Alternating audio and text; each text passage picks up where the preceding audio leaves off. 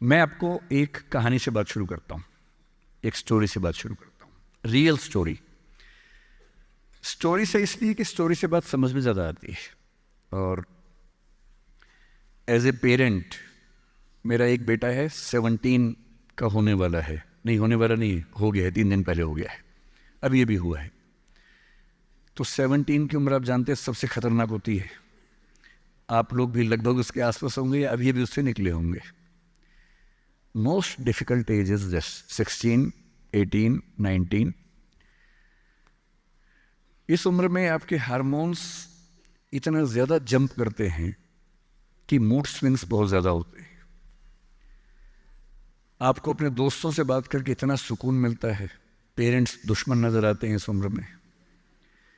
Parents कोई अच्छी बात भी कहें तो लगता है कि ये क्यों मनहूस लोग हमारे घर में रहते हैं, क्यों ऐसी खराब खराब बात बोलते हैं। They don't understand, they are outdated people, ऐसा मन में भाव आता है। सबको आता है।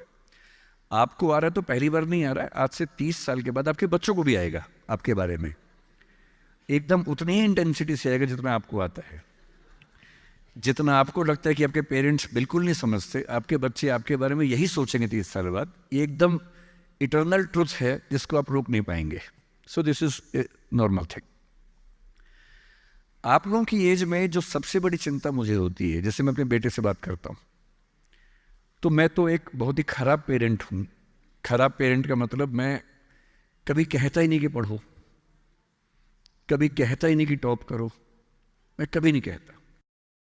मैं सिर्फ ये कहता हूँ कि बेटा हर साल एक क्लास पास करते रहो, काफ़ी है।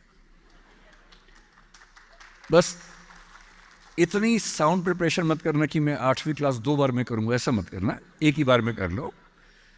और मैं कभी परसेंटेज पूछूंगा नहीं आपसे, मैं पूछता भी नहीं, हालांकि वो बता देता है, लेकिन मुझे उसमें इंटरेस्ट है नहीं। Whatever percentage he gets.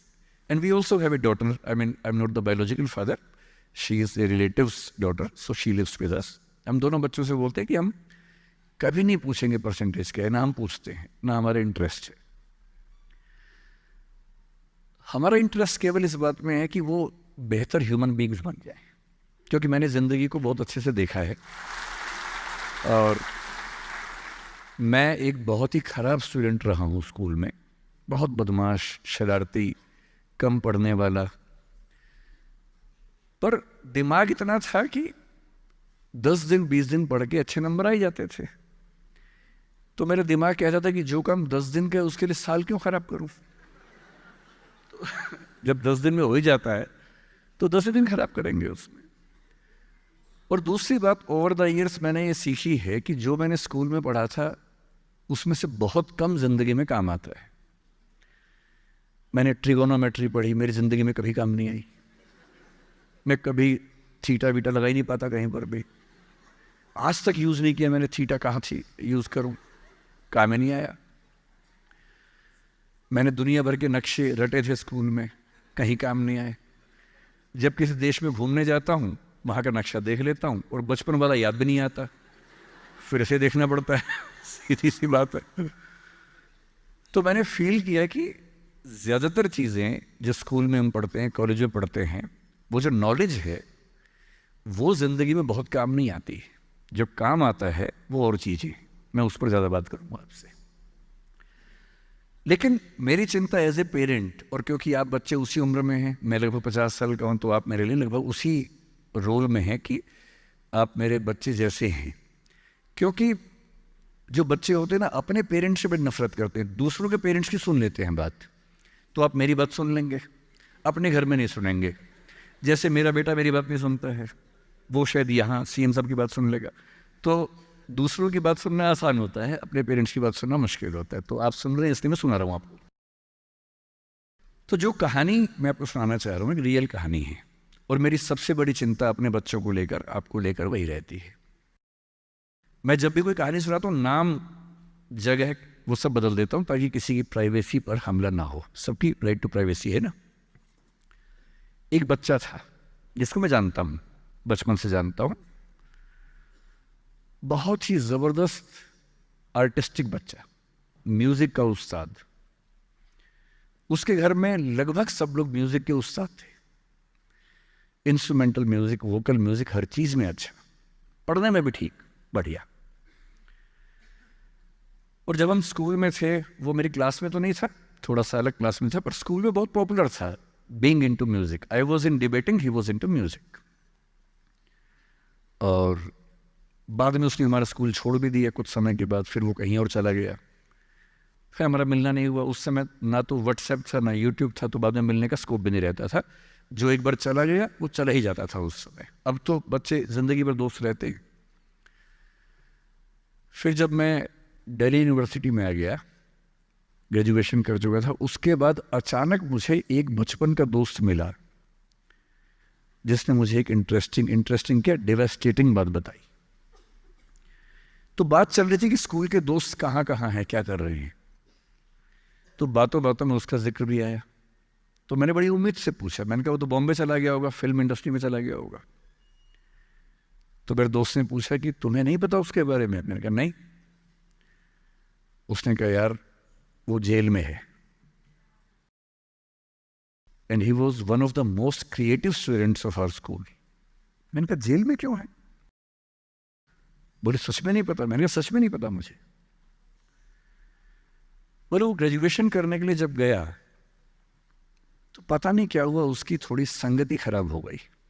Bad company जिसको हम बोलते हैं, जो इस उम्र में अच्छी लगती है, वही वाली।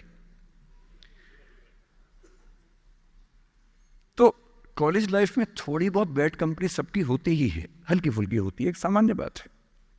अच्छा, बच्चा बच्चा ना रहे ये भी तो अच्छी बात नहीं है ना। थोड़ा बचपन तो जीना भी चाहिए, थोड़ा शरारतें करनी भी चाहिए। पर किसी किसी का दुर्भाग्य होता है कि ज्यादा हो जाता है, उसके साथ ऐसा हुआ। उस सब प्रोसेस में उसको ड्रग्स की आदत लग गई। और ड्रग्स एक ऐसी चीज है, एडिक्शन ऐसी चीज है कि उसमें वन वे रास्ता होता है, टू वे नहीं होता है। आप जा सकते हैं, वापस नहीं आ सकते। मतलब 1000 लोग जाएंगे तो उनमें से एक आध वापस आएगा, वो भी इतनी मुश्किलों से जो ऑलमोस्ट इम्पॉसिबल है। I have seen many such cases. Social welfare department से मेरे कई दोस्त ऑफिसर से, तो मैं उनसे जब पूछता हूँ बताते हैं, मैंने ऐसे लोगों को देखा है 10-10 साल से स्ट्रगल कर रहे हैं एडिक्शन से बाहर आने के, नहीं आ पा रहे, खत्म हो गए हैं। उस बच्चे को ड्रग्स की आदत पड़ गई कॉलेज में जाके, पेरेंट्स को पता ही नहीं था। तो जब पेरेंट्स को भनक लगी तो उसको दबाव बनाया कि तुम घर आ जाओ। अब वो जिस कंपनी में था, दोस्तों वाली कंपनी में, वहाँ अब ड्रग्स तो बहुत महंगे होते थे, पैसे घर से बहुत कम आते थे, जितने पैसे एक मिडिल क्लास फैमिली दे सकती है। अब वो घर से ज़्यादा पैसे मांगने लगा, पैसे मिलते नहीं थे। उसको अपने ही घर के लोगों पर गुस्सा आने लगा। तो एक बार वो अपने घर आया हुआ था छुट्टियों में, और वहाँ भी वो कुछ कुछ करता रहता था। उसके पेरेंट्स ने उसको बहुत समझाया कि बेटा ऐसा मत करो। और एक दिन इस बात पे झगड़ा बढ़ गया। भाई आप पेरेंट्स की चिंता समझेंगे आज से 30 साल बाद, जब आपके बच्चे इस एज में होंगे ना, आपकी नानी मर जाएगी उस समय। नानी मरना एक मुहावरा है, इसका मतलब बहुत चिंता में रहेंगे उस समय आप। और उस दिन पता नहीं क्या हुआ, एक झगड़ा हुआ, क्योंकि जो एडिक्शन के शिकार हैं उनका दिमाग उनके कंट्रोल में नहीं होता है। यहाँ तक कि जो ड्रिंक करते हैं, ड्रिंक एक लेवल से ज़्यादा कर लें तो दिमाग कंट्रोल से बाहर निकलने लगता है। ड्रग्स में तो ये एलिमेंट बहुत ज़्यादा होता है। और आधी रात को उसने क्या किया, उसने अपनी फैमिली के 5 लोगों का मर्डर कर दिया। मर्डर। उसने खाने में जहर मिलाया, लगभग सब लोग उससे मर गए। एक मेंबर नहीं मरा क्योंकि उसने खाना खाया नहीं उस दिन, तो उसको उसने अलग से मारा। और ये बात है जब उसकी उम्र लगभग 17-18 साल की थी, या 19 के आसपास रहा होगा।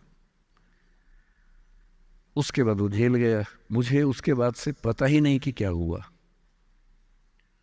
फांसी हुई या उम्र कैद हुई या क्या हुआ, ना तो मुझे पता है, ना मैं इंटरेस्टेड हूँ जानने में। मैं उसका नाम हम सब जानता हूँ, एंड 1-2 क्लास स्कूल में ऐसी थी कि वो हम आसपास थे, जानते थे, पहचानते थे एक दूसरे को।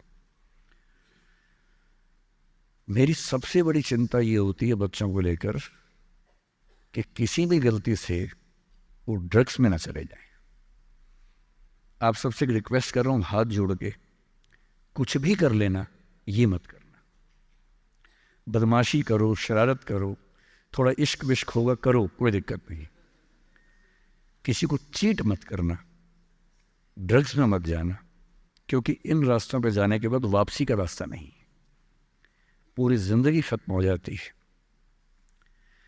एक शायर ने कहा है, बस एक कदम गलत उठाता राह शौक में, राह शौक का मतलब शौक के रास्ते पर चल पड़े थे, बस एक कदम गलत उठाता राह शौक में, मंजिल तमाम उम्र मुझे ढूंढती रही। मेरी मंजिल जिंदगी भर मुझे ढूंढती रही, कहाँ चला गया? सिर्फ एक गलती हुई थी और उस एक गलती ने कहीं का नहीं छोड़ा। आपको लग रहा होगा कि ये तो पापा जैसा है, प्रीच कर रहा है हमें, पापा डोंट प्रीच वाला भाव मन में आ रहा होगा अपनों के, पर मेरा काम ही है, मैं क्या करूं? मुझे जितनी चिंता अपने बच्चे की उतनी आपकी चिंता है, तो मैं तो बोलूंगा। आप मानेंगे नहीं मानेंगे आपकी मर्जी है, लेकिन ईश्वर ना करे कुछ गलती हुई तो बाद में आप इस बात को याद जरूर करेंगे कि किसी ने समझाया था हाथ जोड़कर, और हम उसके बाद भी नहीं समझे थे। कुछ भी करना, उस रास्ते पर मत जाना।